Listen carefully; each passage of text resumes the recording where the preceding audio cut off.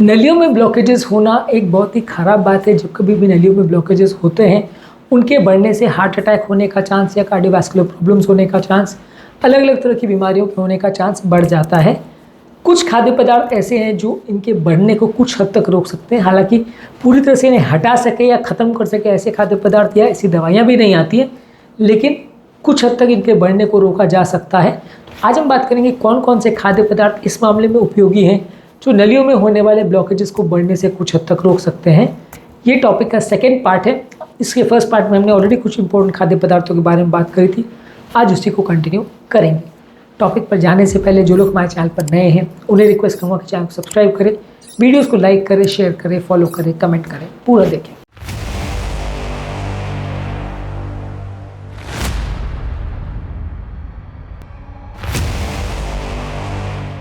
Blockages के होने के और बढ़ने के चांसेस को कम करने में ग्रीन टी काफ़ी उपयोगी है। ग्रीन टी में काफ़ी कैटेचिन्स होते हैं और यदि आप ग्रीन टी को शुगर फ्री फॉर्म में लेते हैं तो कोई कैलोरीज भी नहीं देती।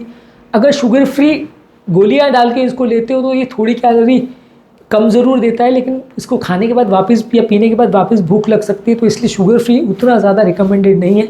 पर अगर आप उसका टेस्ट बिल्कुल नहीं पसंद आ रहा तो एटलीस्ट मैं तो इसको थोड़ा शुगर फ्री डाल के लेता हूँ। पर फिर भी आप इसको बगैर शुगर अगर लेते हैं तो ये काफ़ी हेल्दी है। वज़न भी नहीं बढ़ाते, इनफैक्ट वज़न कम करने में मदद करते हैं। एंटीऑक्सीडेंट प्रॉपर्टीज़ होती है जो कि ब्लॉकेजेस के चांसेस को कुछ हद तक कम करते हैं। अटैक के आने के चांसेस को भी कुछ हद तक कम करते हैं। इसी तरह से डार्क चॉकलेट यानी जिसमें कोको कंटेंट 70% से ज़्यादा हो, वो भी काफ़ी हेल्दी है हार्ट के पेशेंट्स के लिए, क्योंकि ज़्यादा कोको वाले डार्क चॉकलेट जो है अगर सीमित मात्रा में लिए जाए तो ये बॉडी में एंटीऑक्सीडेंट्स देते हैं, जिससे ब्लॉकेजेस के बढ़ने का या अटैक के होने का चांस कुछ हद तक कम होगा। हालांकि इनको बहुत ज़्यादा मात्रा में नहीं लेना चाहिए, क्योंकि ये कैलोरी डेंस होते हैं, बहुत ज़्यादा इसमें कैलोरीज होती हैं।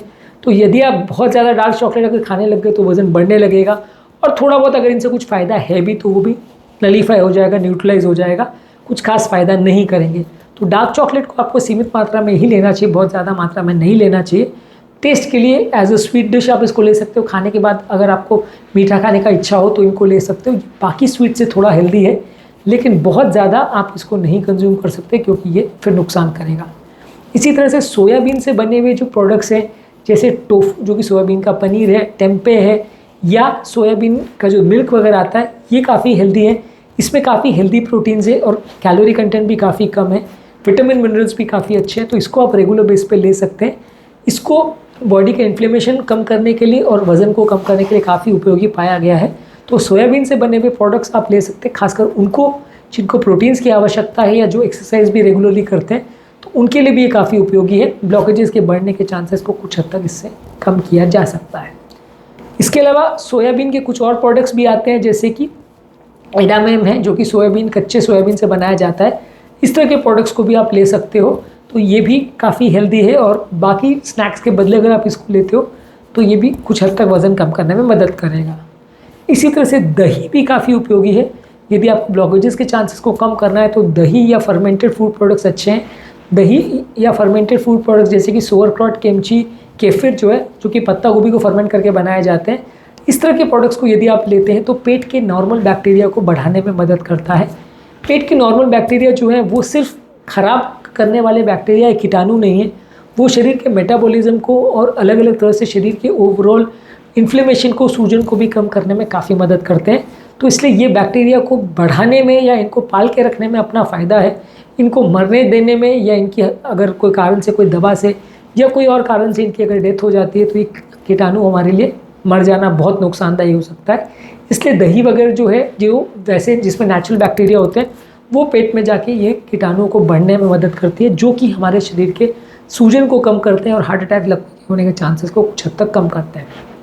इसके अलावा हर्ब्स और स्पाइसेस है, जैसे कि दालचीनी है, लहसुन, अदरक है, हल्दी है। ये सारी हर्ब्स और स्पाइसेस जो है अब सीमित मात्रा में अगर खाने में लेते हैं तो सूजन या इन्फ्लेमेशन को कम करने में मदद करता है और ओवरऑल आपकी नलियों के फ्लो को इम्प्रूव करता है। हार्ट की हेल्थ के लिए भी अच्छा है। बहुत ज़्यादा तीखा, बहुत ज़्यादा स्पाइसी खाना हम एडवाइज नहीं करते, क्योंकि उससे आपकी बॉडी में स्ट्रेस हार्मोन ज़्यादा बनते हैं, जो कि उतने हेल्दी नहीं होते हैं। पर अगर सीमित मात्रा में जितना आपका टेस्ट अलाउ करे उतना आप अगर इनको लेते हो तो ये हेल्दी है और आपको थोड़ा बहुत फ़ायदा करेगा।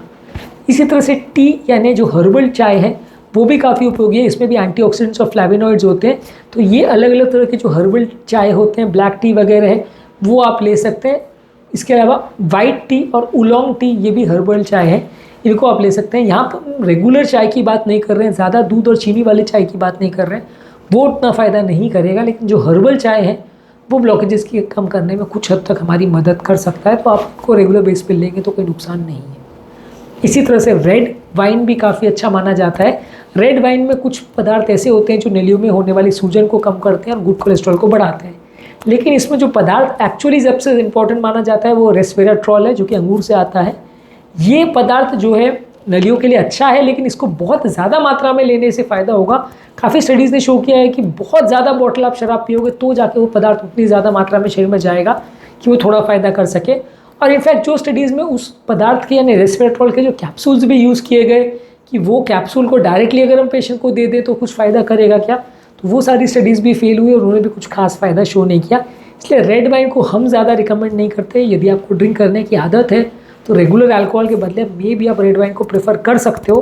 पर ऑब्वियसली ये सारी चीज़ें इतनी एडिक्टिव होती हैं कि इनको लेने से लॉन्ग टर्म कुछ खास फ़ायदा नहीं होता है, उल्टा नुकसान ही होता है। इसी तरह से पोमेग्रेनेट यानी अनार में एंथोसाइनिन्स और पॉलीफेनॉल्स हैं, जो कि शरीर के सूजन को कम करते हैं, ब्लड प्रेशर को कम करते हैं, कोलेस्ट्रॉल लेवल्स को कम करते हैं, नलियों के फ्लो को इम्प्रूव करते हैं। तो इसको आप रेगुलर बेस पे ले सकते हो। इसका फ्रेशली बनाया हुआ जूस भी ले सकते हो। पर जूस में ज़्यादातर प्रॉब्लम ये होती है कि यदि आप ऊपर से चीनी डालते हैं और फाइबर को अगर निकाल देते हैं, यानी उसके जो बीज है या इम्पोर्टेंट जो उसका चीज़ें आप सेपरेट करते हो जूस बनाने के लिए, वो तत्व जो है फाइबर वाली ज़्यादातर चीज़ें होती है वो नुकसानदायक होती है अगर आप इसको फेंक दोगे। तो इसलिए ज़्यादातर आप इसको पूरा ही अगर खाएं तो ज़्यादा हेल्दी है। यदि आप जूस पीना भी चाहते हैं तो घर पर बना के उसको पीजिए। पैकेज किया हुआ जूस या मार्केट से लाया हुआ जूस में कई बार उतने अच्छे प्रोडक्ट्स नहीं या पदार्थ नहीं होते हैं। वो कई बार काफ़ी हद तक फ्लेवर्स और केमिकल्स डाल के बनाया जाता है, तो वो बिल्कुल भी हेल्दी नहीं होता है। इसी तरह से फर्मेंटेड डेयरी प्रोडक्ट्स जो है जैसे कि दही और चीज़ जो है, इसमें प्रोबायोटिक तत्व अच्छे होते हैं जो कि आपकी हार्ट के लिए अच्छे हैं। बस इसमें शर्त ये है कि इसको आपको स्किम मिल्क से बनाना पड़ेगा या लो फैट मिल्क से बनाना पड़ेगा। यदि आप फुल फैट मिल्क से बना हुआ दही या इस तरह का कोई भी पदार्थ लेते हैं तो उतना ज़्यादा फ़ायदा नहीं करेगा। इसी तरह से हरी साग सब्जी है जैसे पालक है यानी स्पिनाच, केल है, कोलार्ड ग्रीन है, स्विस चार्ड है, ये सारी चीज़ों में बहुत कम कैलोरी होता है, बहुत ज़्यादा विटामिन मिनरल्स और एंटीऑक्सीडेंट्स होते हैं। फाइबर कंटेंट भी काफ़ी अच्छा होता है जो कि हार्ट की हेल्थ के लिए अच्छा है। ब्लॉकेजेस के चांसेस को काफ़ी हद तक कम करता है और ओवरऑल आपको लॉन्ग टर्म फ़ायदा देगा। तो हरी साग सब्जी आप जितनी भी ज़्यादा मात्रा में खाओ, ये काफ़ी हेल्दी है और आपके लिए मददगार साबित होगा। इनको ज़्यादा मात्रा में भी आप ले तो कोई नुकसान नहीं है, क्योंकि ये सारी चीज़ें आपको उतना ज़्यादा क्रेविंग नहीं करवाती है, ओवर ईटिंग इनके साथ पॉसिबल नहीं है और लंबे समय में आपके लिए मददगार हो सकती है। लास्ट में हम बात करेंगे थोड़े कॉन्ट्रोवर्शियल प्रोडक्ट के बारे में, एग्स के बारे में। एग्स ब्लॉकेजेस के चांसेस को कुछ हद तक कम करती है, उनके बढ़ने को कुछ हद तक रोक सकती है। एग वाइट वाला पोर्शन तो आप कितना भी ज़्यादा मात्रा में ले सकते हो, 10 अंडे भी खाओ तो भी नुकसान नहीं है।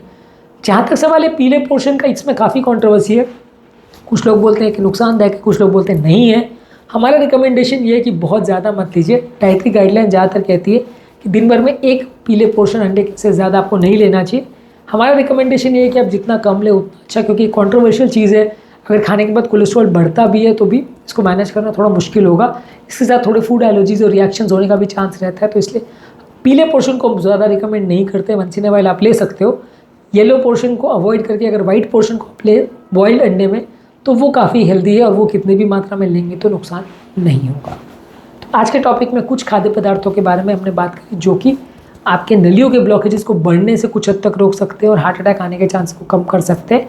इसी टॉपिक के फर्स्ट पार्ट में जो हमने फूड प्रोडक्ट पर बात की थी उसे भी आप ज़रूर चेकआउट करें। उम्मीद करूँगा कि आज के टॉपिक में कुछ नई बातें जानने को मिली होगी। जो लोग हमारे चैनल पर नए हैं उन्हें रिक्वेस्ट करूँगा कि चैनल को सब्सक्राइब करें, वीडियोज़ को लाइक करें, शेयर करें, कमेंट करें, फॉलो करें, पूरा देखें।